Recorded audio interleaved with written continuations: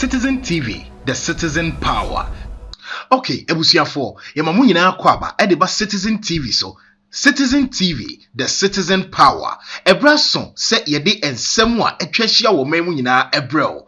Na de edi kan ne di mu ntintimai no. Ebi nie. Bill is passed in Parliament. It has to be first compiled by the drafting department of Parliament.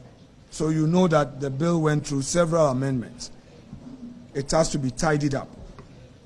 And then thereafter, the clerk would have to authenticate it.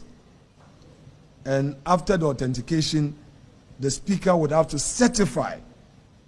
It's when all these are done that the bill is forwarded to the president for his assent. As we speak, as a leader of the House, I can say on good authority that we've not completed the process.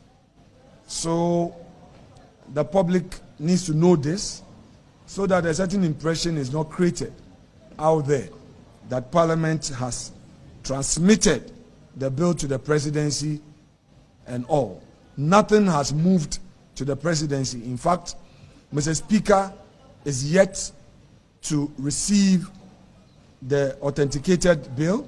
The clerk to Parliament himself has not yet seen it. The drafting department is still compiling. I have been chasing it myself, and they say it requires some time because a lot of changes were done. And as a leader of the House, I don't have the draft bill, the compiled draft bill. So I just wanted to put this thing in proper perspective for our guidance.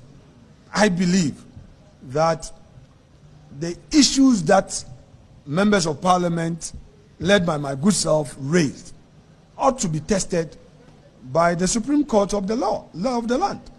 I mean, we are a growing democracy. This is not an emotional journey. This is about laws that have to do with the rights of citizens. So the test here is whether or not a sexual right, which is in itself being brought to question, should lead to a criminal penalty. In other words, if as a nation we say that our value systems do not support a man-to-man relationship, woman-to-woman relationship, are we also saying that the means of reforming people with that orientation is to incarcerate them? How does this position stand in accord with the Constitution? Also, the issues of advocacy, saying that a media house cannot take certain steps. How do we juxtapose that within the context of the Constitution? All these are matters that I believe that if they are tested in our Supreme Court, is going to help us to bring this matter to a good rest. Citizen TV, the citizen power.